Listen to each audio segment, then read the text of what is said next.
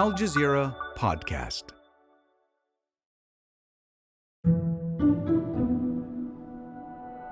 It's a hot summer night in the suburbs of Las Vegas, Nevada. It's late, 10 p.m. Put your hands up. Sorry, you put your phone down. And police have descended on a house in the city of Henderson to execute a search warrant. They're searching for anything they can find in relation to a murder investigation. Police warning people to come out with their hands up as they execute a search warrant at a home in the Las Vegas area. A murder from nearly 30 years ago. Police are once again looking into the murder of rapper Tupac Shakur. The cold case from 1996 was recently reopened. Police will now present evidence to a grand jury in the case of the killing of Tupac Shakur, one of the world's most influential rap artists, known for his hits like Keep Your Head Up. It's a murder that shocked the world of music. 25-year-old Tupac Shakur shot 4 times inside this BMW in this intersection near the Las Vegas Strip. I believe that I'm a natural-born leader. I don't really take orders. I can take orders because I'm a good soldier, but I like to give orders. I like to say, I like to follow my own heart, but I don't like to control other people. Right. I think everybody should be the leader. So why exactly are police reviving the case? And why has it never been resolved? I'm Malika Bilal, and this is The Take.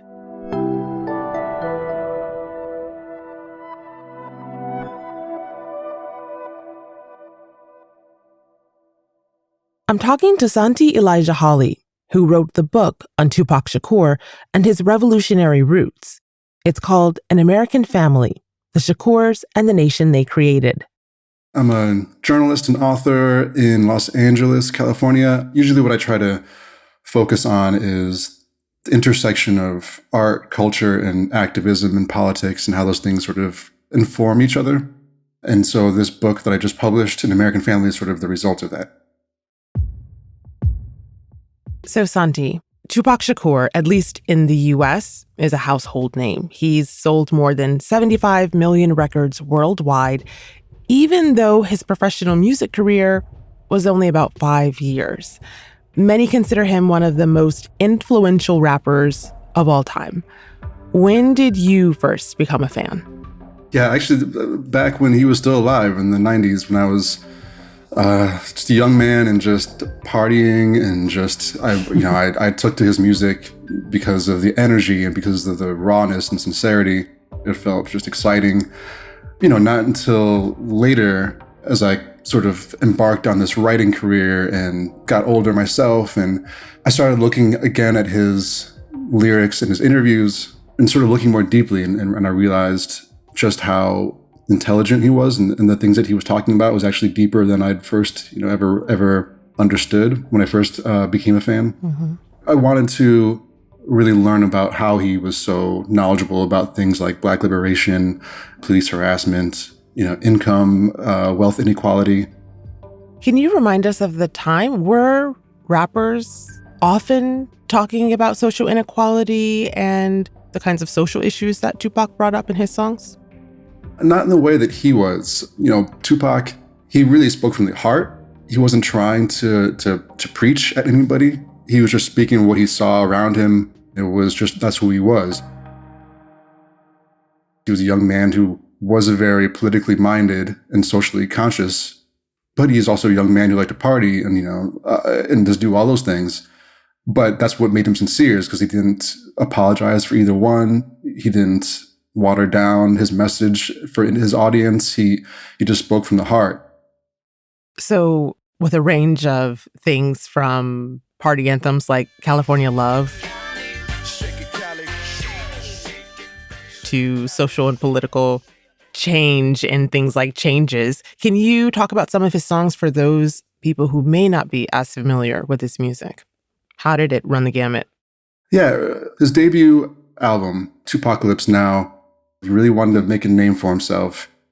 And a lot of the songs on his debut record, there's songs like Trapped that deal with police harassment. And he was speaking to the sort of collective anger or rage against police harassment and police brutality.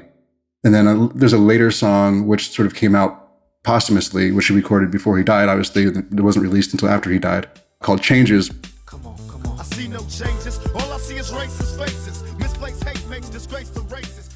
Which sort of looks at just society and how the community really is struggling, but really, we're up against something hard and strong, and we need to look to ourselves to try to make those changes, as he says in that song. And so in Tupac speaking to this, like, nobody else is talking about police harassment in the community, striking back against police or against corrupt police officers. Like, he's really, he's from the beginning, he was talking on that kind of level. Mm-hmm. But then he was murdered, and we never really got to see how far he was going to go with that. So take me back now to 1996. We're in Las Vegas on the Vegas Strip. It's after a Mike Tyson match, and in a black BMW sits Tupac Shakur and Death Row Records founder Marion Suge Knight. And then shots are fired. Can you tell me what happened after? Yeah, well, it was chaotic, as you could imagine. Just because it was Las Vegas Strip, and there's hundreds, if not thousands of people all jammed in together. And so these shots ring out in the car it was in a white Cadillac next to the black BMW. And after the shots ring out, Suge Knight, who's behind the wheel of the BMW, he just peels off. As best as he can, because there's so much traffic that he has to drive over the median, do a U-turn to try to escape. But he's also been grazed in the head with a bullet. So it's just chaos, and he's trying to drive away to get away from the scene. Wow. Police surround him. Tupac is bleeding to death, but he's rushed to the emergency room hospital. His family comes and visits. He's on life support. He's really not responsive to vocal commands. Eventually, the decision was made September 13th, Friday, to take him off life support because he wasn't improving. He was just getting worse. And, he was in a coma. So he didn't die immediately from the wounds, but he died almost a week later. Now, the murder, as we said, happened steps away from the Vegas Strip. Even if people have not been to it, they know it. The lights never go out. Back in 1996, police opened an investigation and no arrests were made. Now, this murder and the fact that no arrests have been made has been the subject of many theories. Chris Rock, the comedian, even made a joke about it in his stand-up routine. Yo, Tupac was gunned down on the Las Vegas Strip after a Mike Tyson fight. Now, how many witnesses do you need to see some before you arrest somebody? More people saw Tupac get shot than the last episode of Seinfeld. It's a pertinent question that was on a lot of people's minds and has been ever since. How do you make sense of what happened afterwards when it comes to that investigation and the lack of what came out of it? My opinion, my theory, the best I can explain it is the police never really took this seriously. Investigators never really took it seriously, partly because of who Tupac was and his long, outspoken rivalry with police officers. And even with their excuse, a lot of times it's been that people refuse to cooperate with them, who don't want to talk to the police, and understand that. Mm-hmm. But, there's hundreds of witnesses. It's the Vegas Strip. There's cameras everywhere. There are many witnesses. There are people who, were willing to talk, and they just never pursued these leads. When you say he was an outspoken critic of the police, and a lot of this might have to do with who he and his family are, can you tell me a little bit more about that? What you mean? Yeah, in his lyrics, as I said, and also in his interviews, he would speak out against police officers and against police brutality. But aside from that, he also had his own personal run-ins with police officers. And notably, he shot 2 off-duty police officers in Atlanta once during a traffic stop, and he got away with it. Shakur went before the bench, accused of shooting and wounding 2 off-duty police officers during an argument on an Atlanta street. He was acquitted of those charges, but his family was famous. The Shakur name, everything that the Shakur family did, it's a family thing to criticize and to condemn corrupt police officers. Mm-hmm. Not only was Tupac part of that and vocal against that, but his whole family was. Going back 50 years, his family has been calling out corrupt police officers and crooked police officers and crooked judges. That's just what they did as a family. That's who they were. Mm-hmm. And Tupac was just part of that tradition, part of that line, that lineage who carried on that work. So why are police investigating this case now, 30 years later? That's after the break.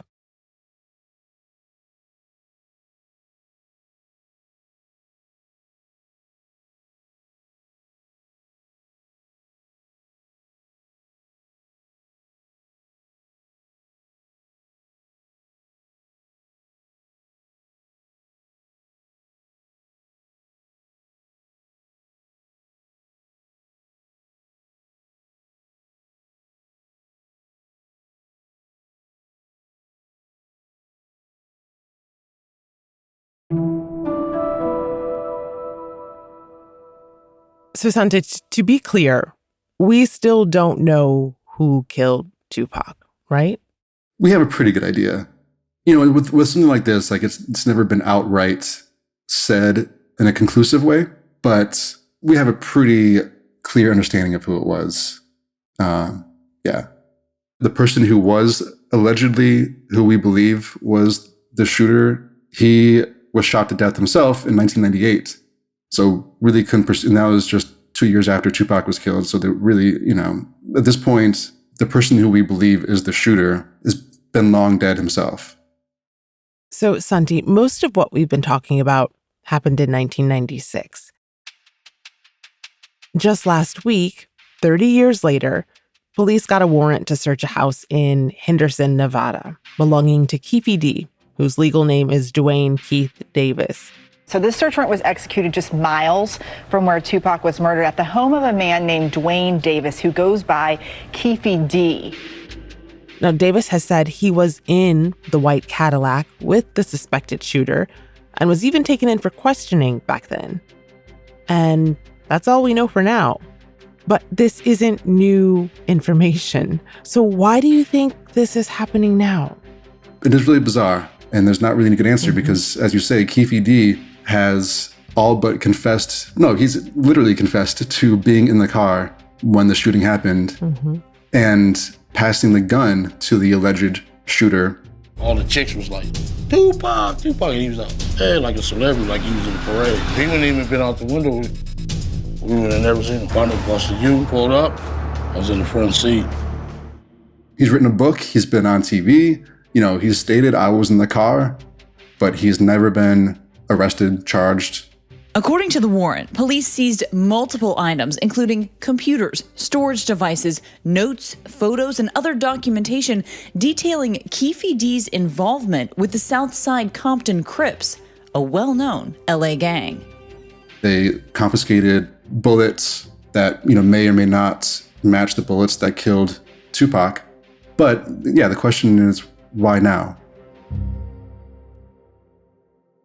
The best I can think of for now, until more information comes out, is Tupac has been in the news a lot, in sort of the public conversation again, especially these last 2 years. There's a documentary. There are books being published, including my book. Tupac just received his Hollywood Walk of Fame star, which was a big deal for Tupac fans. We're so honored to be able to continue his legacy with this ceremony today and place Tupac, his name, the legacy on the Hollywood Walk of Fame, y'all. And only thing I can think of is just they just are taking advantage of this moment to show, we're still working on the case. It just feels like they just remembered that they had this, oh yeah, Tupac. Yeah, remember that case? So that's how it feels to me. So let's now talk a little bit more deeply on the people that made Tupac who Tupac was. He was more than just a rapper and an actor. He came from a legacy of Black revolutionaries. The Black Panther Party has been depicted as a fringe separatist, even terrorist. Their ideas and community activism have been glossed over. Their work in the community on a grassroots level is often overlooked. In fact, they created a 10-point program for community empowerment. So, as you said, they had a long history with the police in the U.S. Your book traces the Shakur family lineage. How has this lineage manifested in Tupac's life and death? Yeah, he was, it began really with his birth. He was conceived while his mother, Afeni, was out on bail when she was a Black Panther, facing life in prison for conspiracy charges. It was a long and expensive trial in New York City in which all the defendants were eventually acquitted. Tupac was born only a month after Afeni was acquitted of these charges. So he had that in him from the beginning. His first few years, he was surrounded by Black Panther veterans and elders and people who had survived, this trial, and also various repressive tactics that the state was really coming down hard on the Black Panthers. And so it was a very tumultuous time. He was raised to believe himself to be the Black Prince of the Revolution, is what his mother told him. Somebody who was going to carry on the fight. My mother taught me how to be more international instead of being local. And I did get some principles from her that'll always be with me. She taught me how to be community orientated. And that's what he really thought he was going to do, was use music as a vehicle to sort of, carry on this fight. But he didn't have a lot of support from his elders, from his community. His mother was suffering from drug addiction at the time, and so he didn't really have her there in the way that he needed her to be. So he looked more towards just people like his age who were, selling drugs or this and that. Now, I was raised by a lot of street people. So, of course, my values are real street-orientated. But that doesn't mean that I don't have any values or I don't have any morals. You know what I'm saying? So we became this sort of, mix of those two things, of just what was going on in the Black community in the 90s and also the old revolution of his parents and his parents' generation. Those sort of became who he was. Those both sides were in him at the time. But yeah, that's how he was raised. That's how he's viewed himself. And that was his birthright, really. Which helps explain then why so many people who you may not have imagined would be Tupac fans or fans of rap music, seem to be crushed by his death. Just like that, he's gone. Does that help explain for you why his death seemed to have made such an impact on people around the world? Yeah, exactly. We had such high expectations of him, and we held him up because he was a spokesperson. We saw his mistakes, but he was sincere in those mistakes. But he had so much promise in what he could have accomplished. And he did so much in his very brief career, 5 years. He did so much, and he made people think so deeply about things that they probably hadn't thought about a lot before. And then to be killed in such a way that just did not really befit who he was. It just seemed like we just couldn't believe it. And I think that's why a lot of people still don't believe it today, that he's even, dead, is because we just cannot accept that he would die this way. So you mentioned that his death is such a large cultural conversation that it has sparked conspiracy theories about how he's still alive. What is it about his life or his death that has contributed to the outsizing of what could or didn't happen, if he's alive, if he's not alive? We don't see that often. Yeah, it's got to be something just about when you have a personality that is so outsized, such larger than life personality, and you just don't feel like that person can die.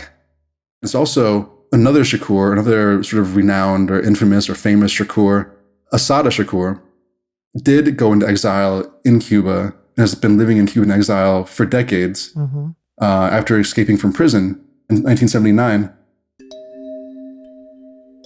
And I think people also think so maybe Tupac joined Assata in Cuba, but that's one of the conspiracy theories, it doesn't make any sense why he would choose to do that, why he would choose to remain silent after all this time. Because Tupac, one thing about Tupac is he loved to talk. He loved to be the center of attention, be in front of the camera. I got a big mouth, can't help it. I talk from my heart, I'm real, you know what I'm saying, whatever comes. And so just to picture him sitting quietly on a beach in Cuba, and, if you know Tupac, you would know that he would not be capable of doing that for this long. But yeah, people just really want to believe that he's free. You know, that's what we want to believe, is that he's not dead, but that he's free from everything, you know, from the system, from the capitalistic pursuit of money and success, and that he's just living peacefully. But unfortunately, yeah, that doesn't really make any sense. And that's The Take. This episode was produced by Chloe K. Lee, with Sonia Bagat, Zainab Badr, Veronisa Campana, David Enders, Ashish Malhotra, Khaled Soltan, Amy Walters, and me, Malika Bilal. Alex Roldan is our sound designer. Alexandra Locke is The Take's executive producer, and Ney Alvarez is Al Jazeera's head of audio. We'll be back.